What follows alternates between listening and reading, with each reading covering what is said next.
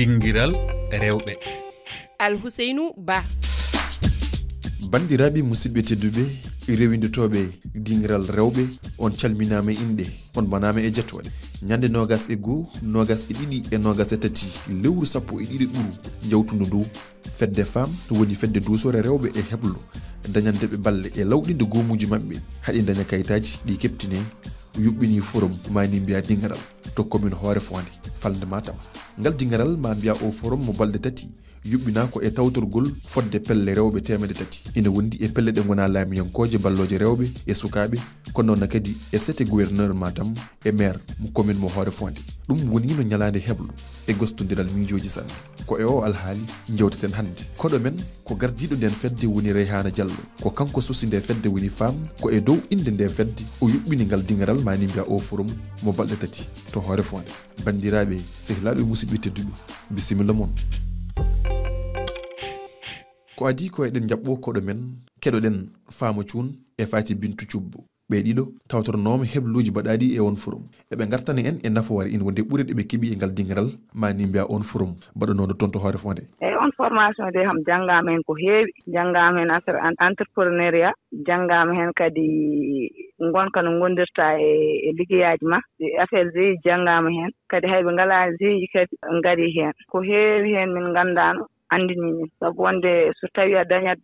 liggey ma mo jeeyanɗa hoore ma anda lawol ngol ndewata holli min lawol janggumi forum he ko min famna baɗe tati holko neɗɗo foti wadde ha wawan hoore muɗum par ce que des fois wona galle moɗon jiiɗa wadde hunde mais anda to ndewata e kolli yimɓe holto ndewata e kolli yimɓe holno mbatta ha yimɓe ganda an ko joguiɗa ko entrepreneuriat ɗum tawi chaque instant ndemin jano forum ɓe balli min ɓe pommi min ɓe kolli min holko woni entrepreneuriat caggal oɗon formation ɓe kalnama holto ndewata ha ganda pourquoi pas an to gonɗa ɗo a wawi yaade mbaɗa représenté diwan ma e kako wiyete foire e kako wiyete exposition bawɗo wonde foof hay ɗum e hoore muɗum ɓe jangguini min hen min gandi hen kadi ɓe pammini min holto ndewata han ɗum ko kesa mago par ce que min cikkuno affaire o fonno kon ko haadde koye diwan ma fonɗa tan ko jooɗade diwan ma fonɗa tan ko no gonɗa ɓe tan poti andude ko gonɗa e dow muɗum te alors que affaire o poɗɗa ko yaltude affaire o poɗɗa ko ƴewde partenariat ji gonɗi boowal ganduɗa mbawi walludema ha affaire o yaaji ɓeyɗo yaaji ha ganduɗa ma ƴeew yimɓe wonɓe gara tawtorma o farti firti ɗon joni ka waɗi créé ko wiyete emploi jaɓɓoɗen koɗo men hono Reyhana Diallo ko kanko ardi nde fedde duusore rewɓe e heblo dañandeɓe balle ina wondi e lawɗinde goomuji mabɓe ɗi haɗi daña kayitaji ɗi keptini woni formalisation nden fedde woni femme. Reyhana Diallo ko an sosi fedde wiyetende femme actuel management Reyhana so tawi en garti tan e namdal men gadingal holko woni femme holno femme ardi holko saabi ɗum sosa. eyyi jarama Dendi femme wiyete ko femme actuel management noon woni ko suudu mo ganduɗa hoore man ko e français wiyata ɗum incubateur garɗo wallude rewɓe manam garɗo waddude rewɓe wadde men accompagné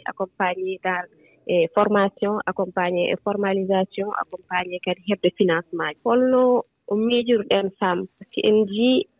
ko fuurani hiɗen en jii kadi rewɓe wonɓe toon ɓe to Allah enen tampi ene mbaɗa exercé activité ji primaire manam kamɓe e mbaɗa entreprendre mais entrepreneuriat mabɓe ɓuuri heewde ko jeeygu eɓe mbaɗa entreprendre e pannuji ndema eɓe jaaha geseji eɓe jeyata koɓe dañi e geseji eɓe mbaɗa entreprendre kadi e pêche woni jeeygu liɗɗi en goɗɗum mais en ƴeewi ko gila fuɗɗi wadde entreprendre hay goto mabɓe ganduɗa hoore ma wawa wadde hen développé activité mum wawa wurde eko liggoto e gilden hen noon gila gonɗen université Gaston Berger mbiɗen ahan kay il faut miijoɗen hunde mo ganduɗa hoore ma en mbaw wallude rewɓe ganda rewɓe fuutankoɓe wonɓe zone rural jejjitaɓe parfois par ce que noon mbiyami par ce que à chaque fois min e hooram mboɗo jogui opportunité yaade e leyɗele goɗɗe yaade e caggal leydi e leyɗele goɗɗe ƴewde forum aji goɗɗi ha tengte forum aji gonɗi e Sénégal ko fona forum Saint-Louis en Ziguinchor goɗɗum mbimi pourquoi pas wadde créé mo ganduɗa suudu mo ganduɗa hoore mabɓe mboɗo wawi wadde accompagné ɓeɗo rewɓe ha kamɓe koye mabɓe ɓe daña GIE ji mabɓe ɓe daña entreprise aji individuel ɓe mbawa wadde développé. femme sosa ko e hitande ujunnaje ɗiɗi e sappo e jeetati woni 2018 kono forum mo femme waɗi ko ñande nogas e goho nogas ɗiɗi nogas tati lewru décembre hitande ujunnaje ɗiɗi nogas e nayyi holko wonno fandare adide ha cosɗa on forum jubbinda on forum tonto hoore fonde woni on nyalowmo ko ardi fof ko kiram en fait no mbirumi joni min bo jogi possibilité yaade hen sa wadde représenter Sénégal e forumaji kewɗi bo yiye kadi rewɓe wonɓe ɗon ɓe ene kollire eden darde mumen ne kollire mbi pourquoi pas debbo fuuranke darde mumen hollire par ce que kañum ko liggotoɗo eɗen gandi debbo fuuranke ko fawi ɓe cemmoni ko tiiɗi ko tawi ko jangde ko minen so tawi ko safara kadi ko enen ko tawi kadi ko yaade kadi yiiloyo ko defade suhaaɓe fof ko enen pourquoi pas kadi ɓe mbadda hen liggeyaji mum pourquoi pas enen ne mbaɗen créer forum mo ganduɗa hoore ma ene hollira darde debbo e ɓamtare ene hollira darde debbo e développement Fouta donc objectif premier mo ko kiram d'abord deuxièmement kadi ko wadde décentraliser activité ji enen en jimina hooram pour waɗa intervenir au niveau de Matam ville Matam commune activité ji kewɗi watte centré tan ko toon te eɗon gandi kam Fouta to ummiro e Matam to waɗa centraliser administration ene woɗɗi hen saaha rewɓe koye mumen jiɗat yaade wadde participer formation ngaji ɗum ɗon mais so miijima tan distance o so miijima kadi no wiyete kadi ngalu ngu ɓe mbiya koɓe kayiti yaate à chaque fois ko toon watte ɗum ɗon nder hen noon kadi ƴettumi koye lamjami to gouverneur e jimi kadi job communautaire mbanmi momi expliqué mbimomi gouverneur gollo lawol de minen de koyamen min jiiɗi ko tawton min an gadda autorité ji tawton min gollo lawol min mbawa wadde forum amen mo ganduɗa hoore ma ko forum des femmes fuutanke dendindo fuutankoɓe fof autour de l'entrepreneuriat féminin ɓe mbawa hollude mon exactement rewɓe fuutankoɓe ko liggotoɓe objectif kadi cakkitiɗo ko wadde amener partenaire uji ene keewi e Sénégal état waɗi mettre en place ganduɗa structure uji d' accompagnement ko wayno ADPME ɗum ɗo ngaji structure uji état kewɗi gonɗiɗo hen e mbaɗa financé mais enen rewɓe fuutankoɓe ngala information ngala accès information mo ganduɗa hoore ma mbawi wadde feere ha daña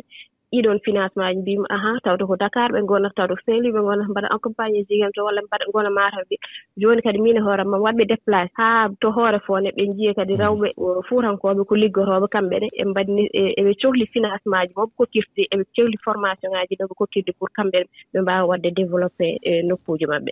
kono en gartat ha joni ko wiyete les activités phares holko wonno gueɗe walla ni golle walla hebloji ɓurnoɗi jojjude e o on ñalawma mbaɗadi toon to hoore fonde ñande hen wonno objectif o ko wadde hen panel aji wadde hen atelier ji wadde hen exposition ngaji woni visite on fof ko dillat rewɓe mon fof ko dillat ara hollir ɗon partenaire uji jiye kamɓene ko ɗume ɗum ɓe manquera ko ɗum hay koɓe manquera ho côté financement walla formation ɓe puɗɗima ligguey donc koɓe manquera ho kamɓene ɓe ƴeewa wattude hen hunde ɓe ƴeewa walliddeɓe pour activité ji mum wawa ɗum ɓe dañir possibilité kadi partenaire fof woni eɗen mbiya rencontre B2B partenaire fof joddo e mabɓe mon fof haala produit ji mum ko ɗumɗina ko yeeyat e ko waɗata au niveau GIE mum e holko manquera ƴeewi ƴewdi kadi hewɓe hen kadi ngala papier ji badde légal en noddino on noon jour temedere GIE mais ko temetati GIE nooti men ɗon e hirjinde rewɓe e entrepreneuriat hijjinde rewɓe kadi e ko wiyete wadde commercialisation produit ji mumen par ce que